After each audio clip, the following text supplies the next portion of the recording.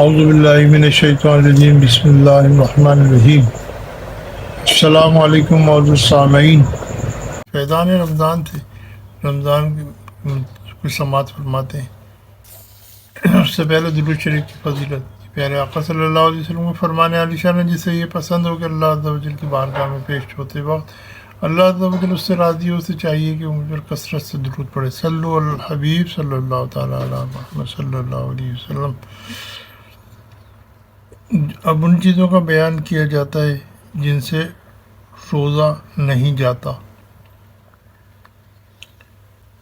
بھول کر کھانا کھا لیا، پانی پی لیا یا جمع کیا، روزہ فاسد نہ ہوا، خواہ وہ روزہ فرض ہو یا نفل۔ کسی روزے دار کے نفل میں دیکھیں تو یاد دلانا واجب ہے۔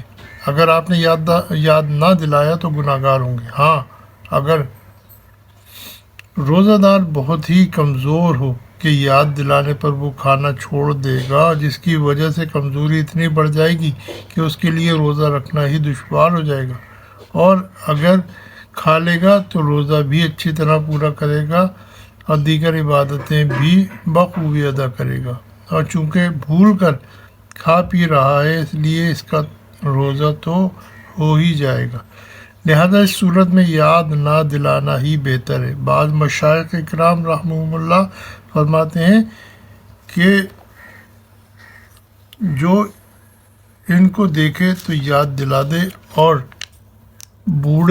جوان کو دیکھے تو یاد دلا دے، اور بوڑھے کو دیکھے تو یاد نہ دلانے میں حرج نہیں، مگر یہ حکم اکثر کے لحاظ سے ہے، کیونکہ جوان اکثر قوی یعنی طاقتور ہوتے ہیں اور بوڑھے اکثر کمزور۔ چنانچہ اصل حکم یہی ہے کہ جوانی اور بڑھاپے کو دخل نہیں، بلکہ قوت اور ضعف یعنی طاقت اور کمزوری کا لحاظ ہے۔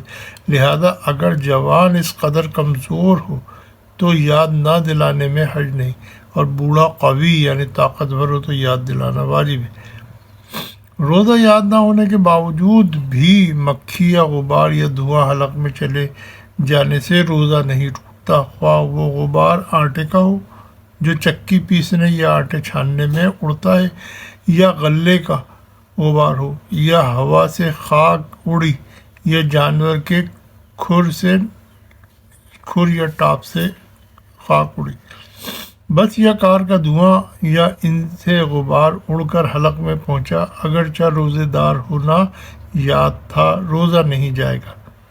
اگر بتی سلگ رہی ہے اور اس کا دھواں ناک میں گیا تو روزہ نہیں ٹوٹے گا۔ ہاں، اگر لوبان یا اگر بتی سلگ رہی ہو اور روزہ یاد ہونے کے باوجود منہ قریب لے جا کر اس کا دھواں ناک میں کھینچتا ہے تو روزہ فاسد ہو جائے گا۔ بھری سینگی لگوائی یا سرما یا تیل لگایا تو روزہ نہ گیا، اگرچہ تیل یا سرما کا مزہ حلق میں محسوس ہوتا ہو، بلکہ تھوک میں سرمے کا رنگ بھی دکھائی دیتا ہو، جب بھی روزہ نہیں ٹوٹتا۔ غسل کیا اور پانی کی خنکی یعنی ٹھنڈک اندر محسوس ہوئی، جب بھی روزہ نہیں ٹوٹتا۔ کلی کی اور پانی بالکل پھینک دیا، صرف کچھ تری منہ میں باقی رہ گئی تھی، تھوک کے ساتھ اسے نگل لیا، روزہ نہیں ٹوٹتا۔ دوا کوٹی اور حلق میں اس کا مزہ محسوس ہوا، روزہ نہیں ٹوٹا۔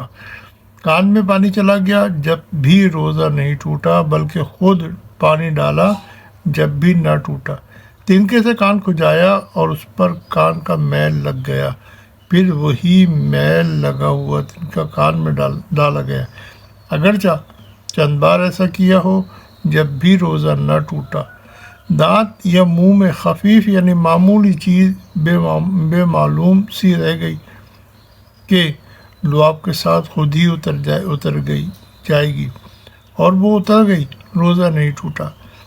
دانتوں سے خون نکل کر حلق تک پہنچا مگر حلق سے نیچے نہ اترا تو ان سب صورتوں میں روزہ نہ گیا۔